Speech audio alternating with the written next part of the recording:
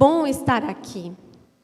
É bom a gente estar no meio do povo de Deus. É bom receber a palavra, preenchendo o nosso coração. É bom, e nós precisamos disso, né?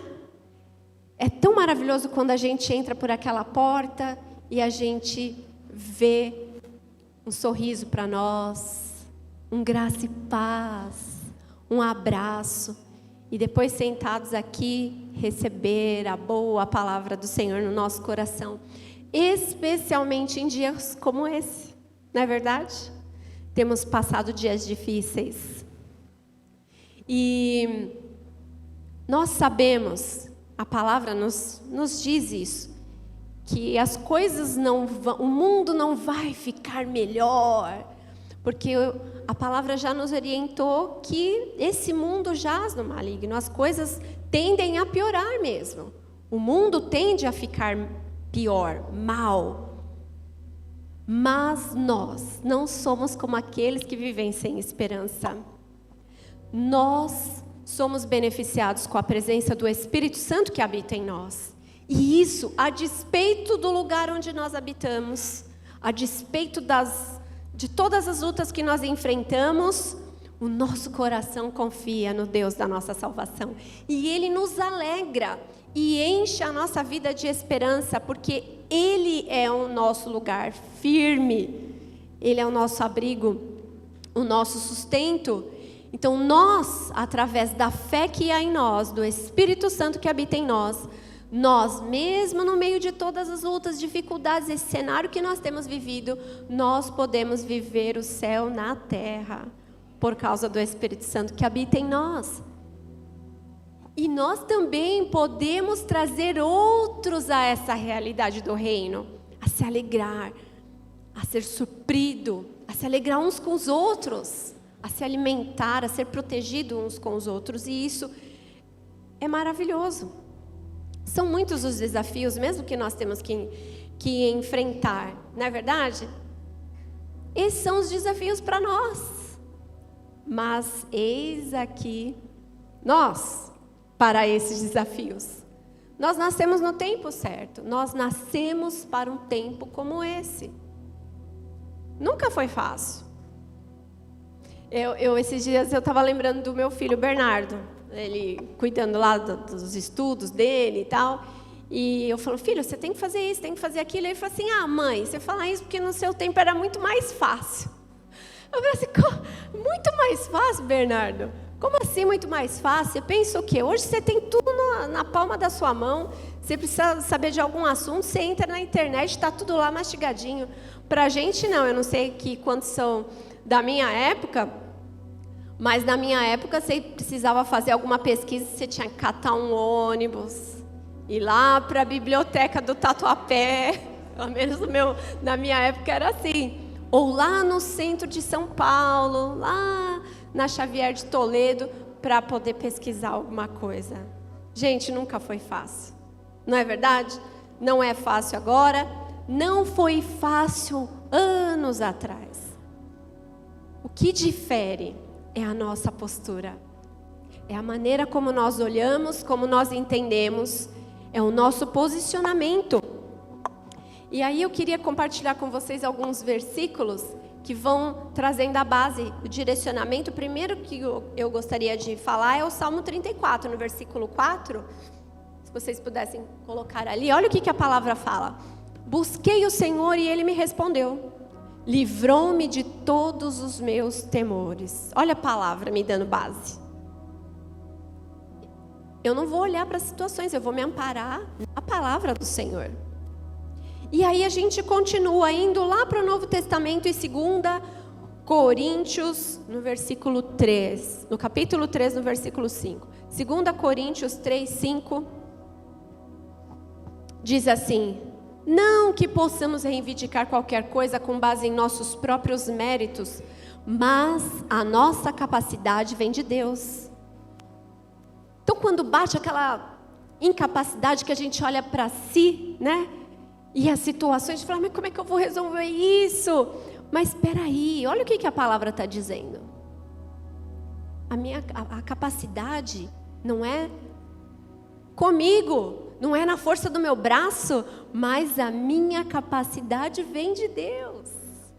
Nós temos essa garantia. A nós nos cabe um posicionamento. Eu decido crer, eu decido agir. Então, cientes dessas ferramentas, dessas palavras, para nós, vamos em frente. Bora! Bora enfrentar os desafios, as dificuldades, as questões, e o Senhor vai nos dar graça. Não é fácil hoje, não foi fácil antes, mas o Senhor vai nos fortalecer. E dele vem toda a direção, dele vem toda a paz, e o sustento vem do Senhor. E quando a gente vai caminhar pela história, a Bíblia é maravilhosa, ela vai mostrar para nós várias histórias que, mesmo sendo em tempos, em culturas diferenciadas, as situações, os níveis de dificuldade são os mesmos que a gente vive hoje. Então vamos correr no tempo, vamos lá atrás, bem longe, bem longe, bem longe. Lá na época de Esther, a rainha Esther. Se você ainda não teve oportunidade de ler a história dela, o livro de Esther está lá na Bíblia para a gente folhear, ler e ver como o Senhor dá vitória ao povo que se posiciona, que crê, que age, que ora, que clama. E a história de Esther não era uma história simples, não era uma vida fácil. Ela era órfã, Esther era órfã. O povo dela estava sob o domínio persa. Imagina um povo dominado. Era o povo hebreu. Ela foi escolhida, ela foi tirada da sua família para ser rainha. E a história é longa, tem tantas coisas ali, mas o que acontece? Havia um personagem nessa história, Amã, que era um homem de confiança do rei, mas ele tinha ódio do povo hebreu. E ele planejou, ele arquitetou um plano para destruir o povo de Esther. Acontece que o tio dela, Mardoqueu, foi lá. Esther, você precisa interceder junto ao rei, porque Amã está intentando nos fazer mal, destruir o nosso povo. E o que aconteceu com Esther? Ela teve medo, porque ela estava num lugar confortável para ela, era rainha, escolhida do rei. Ela tinha todos os benefícios de uma vida confortável e ela temeu perder essas coisas, perder sua própria vida, porque naquela ocasião, se você for lá em Esther, no capítulo 4, ela vai falar de uma lei, ela vai falar assim, peraí, mas eu não posso me apresentar ao rei sem ter sido chamada por ele, porque a lei diz que aquele que se apresenta diante do rei sem ter sido chamado por ele, pode perder a vida, a não ser que ele estenda o cetro. Aí ele poupa a vida dessa pessoa. Mas o rei não me chama há muito tempo. Como é que eu vou fazer esse tipo de... Como é que eu vou me arriscar? Só que aí Mardoqueu, a gente vai olhar aqui, lá em Esther 4, no versículo 14, diz assim: pois se você ficar calada nessa hora, socorro e livramento surgirão de outra parte para os judeus. Mas você e a família do seu pai morrerão. Quem sabe se não foi para um momento como este que você chegou à posição de rainha. Então, pegando esse gancho, essa partezinha, esse trecho, quando Mardoqueu fala assim, quem sabe se não foi para um tempo como esse que o Senhor te chamou? Quem sabe que não foi para um tempo como esse que você está vivendo? Que o Senhor te chamou, que o Senhor te levantou, que o Senhor quer fazer algo através da sua vida. E aí o que aconteceu com Esther? Ela teve um posicionamento, ela falou, olha, avisa todo mundo para entrar em jejum, 3 dias de jejum. Eu aqui com as minhas servas também vou fazer o mesmo. E aí ela termina o texto, o versículo 16, depois ela termina dizendo assim, se tiver que morrer, morrerei. Ela estava disposta a tomar uma posição, um posicionamento, a ir em direção à fé, crer, fundamentada que o Senhor faria algo, ela disse: olha, estou dando a minha vida aqui. E Deus foi tão maravilhoso com ela, porque depois de 3 dias em jejum e oração, ela foi até a presença do rei, mesmo correndo o risco de ser morta, ela obteve o favor do rei, e o rei estendeu o cetro para ela. Ela foi livre. E aconteceram várias coisas, mas o posicionamento dela fez com que o inimigo do povo de Deus fosse destruído. E o seu povo então fosse salvo, fosse restaurado, resgatado. Houve cantos de louvor, de livramento por causa do posicionamento daquela mulher. E aí nós vamos correndo pela história. Mais de 400, na verdade quase 500 anos depois, correndo pela história, nós chegamos no nascimento de um bebezinho. Um bebezinho. Jesus nasceu. Ele nasceu com um propósito maravilhoso. Um simples bebezinho de família simples. Naquela época, a grande maioria das pessoas eram simples, eram pobres. Um sistema de pirâmide, né? Onde tinham poucos ali, com muito poder, com muitos benefícios e boa parte de pobres. Jesus estava entre os mais simples. Ele era filho de carpinteiro. E Jesus veio com um propósito. Ele vivia numa época, é interessante, Esther estava lá no domínio persa, Jesus chegou no domínio romano. Uma fase também não era fase boa não, viu gente? Era uma fase difícil também.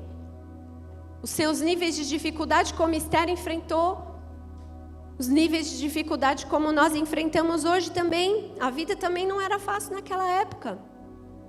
Mas Jesus tinha um propósito. E ele precisava chegar à terra como um homem, exatamente naquela época. E Deus faz as coisas de forma perfeita. Jesus chegou na época de domínio romano, numa época chamada Pax Romana, que era o domínio dos romanos, mas era algo que facilitava o desenvolvimento, a construção de estradas, de transportes. Jesus chegou nessa época, o que facilitou a expansão do evangelho. Os discípulos podiam correr livremente por aquelas estradas, usufruindo do transporte, do crescimento, da prosperidade daquela região por causa do domínio romano, o que facilitou a expansão do evangelho. O que foi maravilhoso para a primeira igreja, lá para os primeiros cristãos. Deus faz as coisas do jeito certo, no tempo certo. Precisamos então saber que é necessário um posicionamento. Jesus veio com um propósito. Um propósito de restaurar o relacionamento entre o homem e Deus. Um relacionamento que um dia foi quebrado lá atrás, no jardim, lá no Éden. Quando o pecado entrou no coração do homem, através da serpente, o relacionamento foi quebrado. O Senhor se encontrava com Adão e Eva todas as tardes, para um tempo de comunhão. Que maravilha! Eu sempre falo que esse trecho da Bíblia é uma das partes mais tristes, porque ali, através do pecado que entrou no homem, houve um rompimento. Não tinha mais acesso de comunicação entre o homem e Deus. Mas quando Jesus veio, através do posicionamento dele, ele abriu um caminho de comunicação entre nós e o Senhor. Hoje nós recebemos a salvação por causa da morte, os feitos notáveis do nosso Deus na cruz. É por causa do grande amor de Jesus na cruz do Calvário, por mim e por você, que hoje você tem livre acesso ao seu Pai, ao seu Deus. Hoje você não precisa mais de intermediários.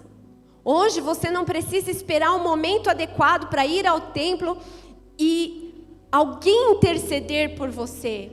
Mas hoje, livremente, você pode chegar no trono do Pai.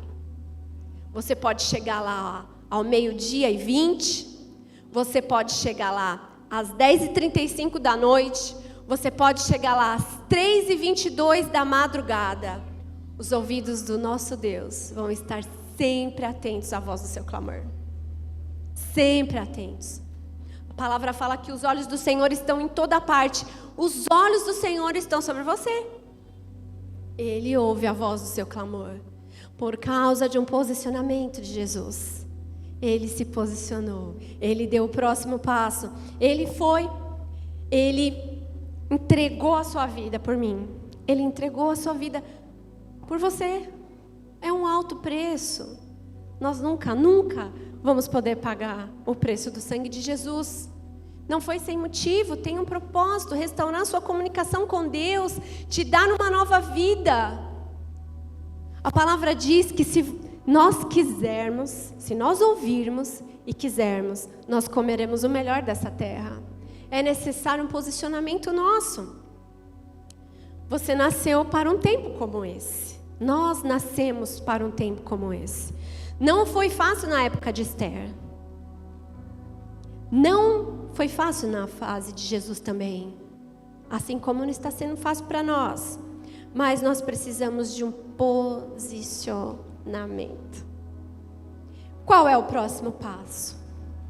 Qual é a sua parte para a tua geração? Ah, mas eu tenho um dia a dia simples, eu levanto, vou trabalhar, vou cuidar das coisas em casa, mas quem sou eu na fila do pão, né? Como diz a minha amiga Gi, sempre brinca comigo, quem sou eu na fila do pão? Não é sem propósito. Não é sem propósito que Jesus Cristo derramou o seu sangue. Não é sem propósito que Ele morreu por mim, por você, que Ele ressuscitou, que Ele esteve aqui habitando entre nós, mas que também Ele saiu, Ele subiu e falou, é preciso que eu vá. Porque se eu não for, vocês não vão receber o Espírito Santo. E Jesus subiu, mas o Espírito Santo está aqui, dentro de nós. Que relacionamento maravilhoso. Porque a despeito do que vivemos, do que passamos ou de quem somos, há um Deus que conhece você, cada detalhe. Sabe das suas qualidades, sabe das suas falhas, sabe de onde você precisa de alguns ajustes. Ouve a voz do seu clamor, sabe exatamente do que você precisa. Houve um posicionamento do Senhor Jesus para que você estivesse aqui, para que você fosse alcançado por essa graça maravilhosa. E 2000 anos atrás, Jesus, seus feitos notáveis da cruz, a sua palavra de esperança, o evangelho, as boas novas vieram correndo, passando por aquelas terras.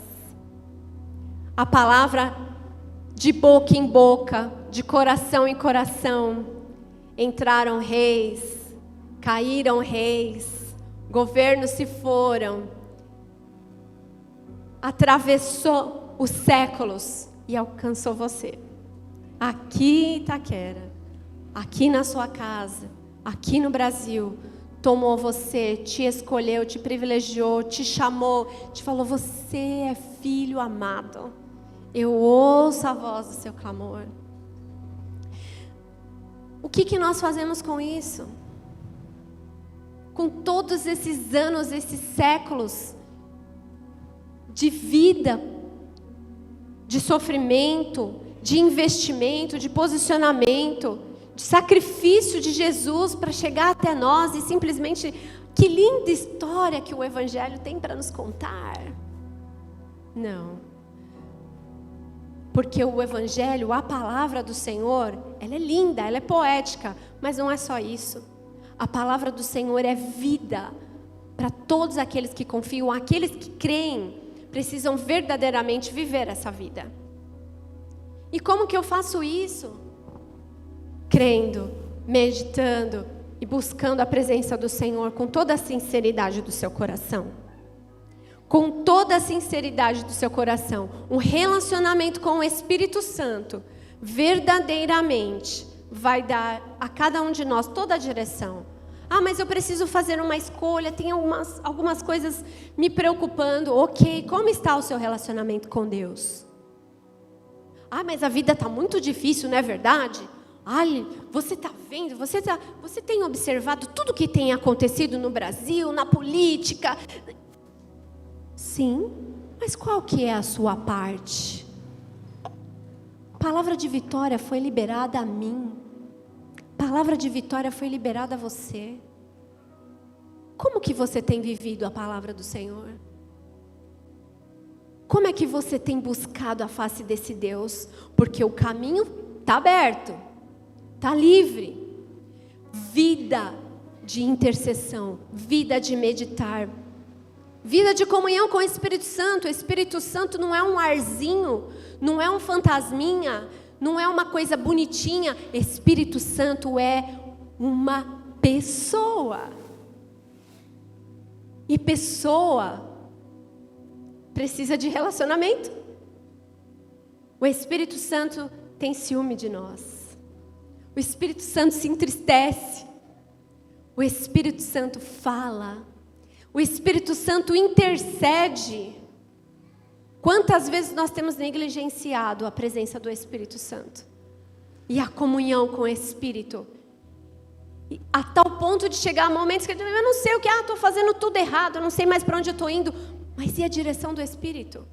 E o relacionamento com o Espírito? E a fé, e a confiança, e o meditar, e o clamar, e o separar tempo com Deus, e o fechar da porta do quarto. E o secreto, tudo que nós precisamos estar na comunhão com o Espírito Santo. É preciso um posicionamento. Qual será o meu posicionamento? Comigo mesma. Qual será o posicionamento? Entre você e o Senhor, aí dentro do seu coração. Quais são as suas próximas decisões? Quais são suas próximas decisões? O que você vai fazer em favor da sua casa? Como que está a sua casa? Como é que está seu casamento? Como é que está seu relacionamento com seus filhos? Como você tem visto isso? Você está vendo passivamente ou você tem guerreado? Você tem dado o próximo passo, assim como fez Esther, assim como faz Jesus? Você tem dado o próximo passo ou você tem ficado sentado? Qual está sendo o seu posicionamento com seus filhos, com sua esposa, com seu marido, com a sua família? Você tem o que dizer? Nós teremos o que dizer quando nós pararmos de falar e o Espírito falar através de nós. Quando verdadeiramente, como cristãos, nós vivermos a sabedoria por causa do relacionamento com o Espírito Santo. Qual o nosso posicionamento para abençoar a nossa própria vida de intimidade com o Senhor, a nossa vida em família, a nossa vida como cidadãos, na nossa cidade, na nossa comunidade, na nossa nação? Temos vivido uma vida cheia do Espírito Santo? Eu quero aqui encerrar com 2 Coríntios 10. E mesmo que a gente, às vezes, fala, mas então, às vezes eu fico cansado. Gente, eu quero dizer para vocês que eu também, às vezes, me sinto cansada. Sabe por quê? Porque nós somos pessoas. Nós não somos extraterrestres nem super-heróis. Nós somos pessoas. Nós somos frágeis, nós somos limitados. E é preciso que seja assim, para que a gente entenda que a nossa dependência é do Senhor. E uns com os outros. Nós dependemos uns dos outros. Eu não vivo sem meu irmão, eu não vou conseguir nada sozinha. E muitas vezes, ali dentro do meu quarto, eu oro, eu clamo, o Senhor me conhece, mas muitas vezes a gente fala assim, algumas vezes a gente ouve, né? Mas eu tenho Deus, eu não preciso me relacionar muito, eu não preciso muito de célula, nem de ir toda vez na igreja, porque Deus conhece o meu coração, eu tenho meu relacionamento com Deus na minha casa. Ah, mas tudo bem se eu não for hoje, porque Deus me conhece. Muitas vezes, o Senhor, Ele vai falar com você e operar grandes coisas na sua vida, ali no seu relacionamento com Deus, ali no seu clamor, na sua intimidade com Ele. Mas outras vezes, o Senhor vai fazer diferente. Ele vai usar o teu irmão para cuidar de você. E a grande bênção e o grande milagre que você está esperando do Senhor, muitas vezes vai acontecer através do seu irmão. A bênção do Pai passa por ele e alcança você. Por isso nós não podemos ficar sós, nós não podemos viver sozinhos. Muitas vezes nós não vamos saber o que fazer. Mas tudo que nós precisamos é intimidade verdadeira, não de boca, mas uma intimidade verdadeira com o Espírito Santo. Dependência de Deus, dependência uns dos outros, vida em comunidade, amigos espirituais. Intimidade com o Espírito Santo vai te dar clareza, vai te dar sabedoria, vai te dar direção, vai fazer com que você creia, que a fé em você aumente, te posicione, te levante, te impulsione para o próximo passo. Em 2 Coríntios 10, no versículo 13, 4, vem uma palavra de direcionamento para nós, quando a palavra diz assim: pois embora vivamos como homens, como seres humanos, como donas de casa, como empresários, como professores, como estudantes, como aposentados, embora vivamos como seres humanos, homens, não lutamos segundo os padrões humanos. Não é naquilo que eu vejo, que se pode pegar.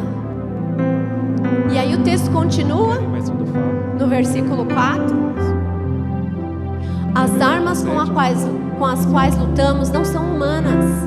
Ao contrário, são poderosas em Deus para destruir fortalezas. Não como homens humanos. A nossa força, a nossa capacidade vem de Deus. A nós cabe buscar do Espírito, relacionamento com o Espírito. Ai, mas eu estou meio...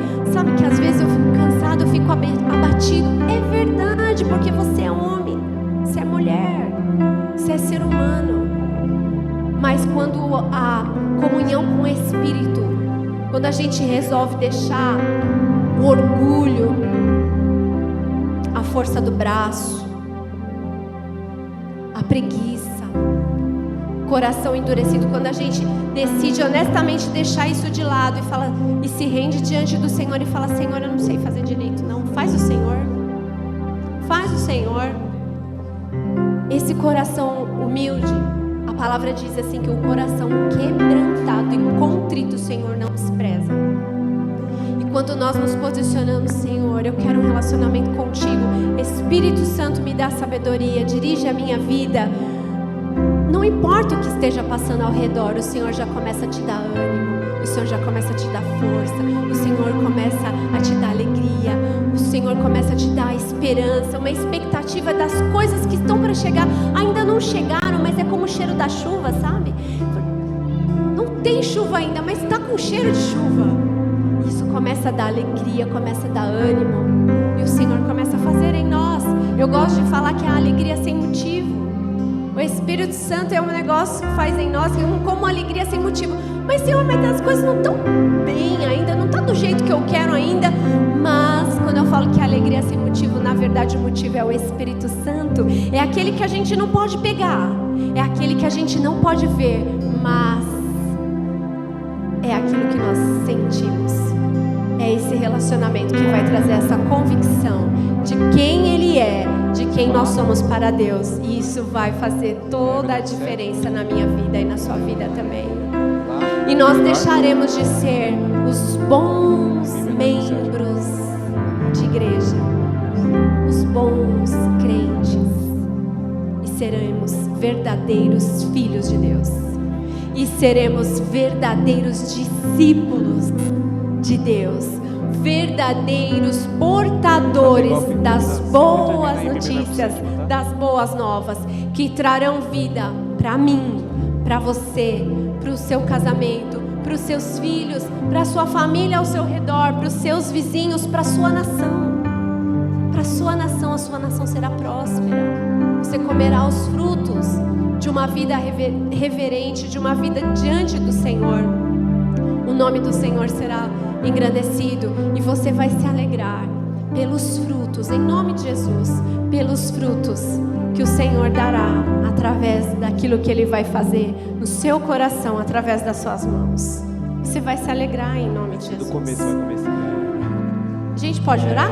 Fala e solta. Queria que vocês se levantassem e a gente vai orar nesse sentido.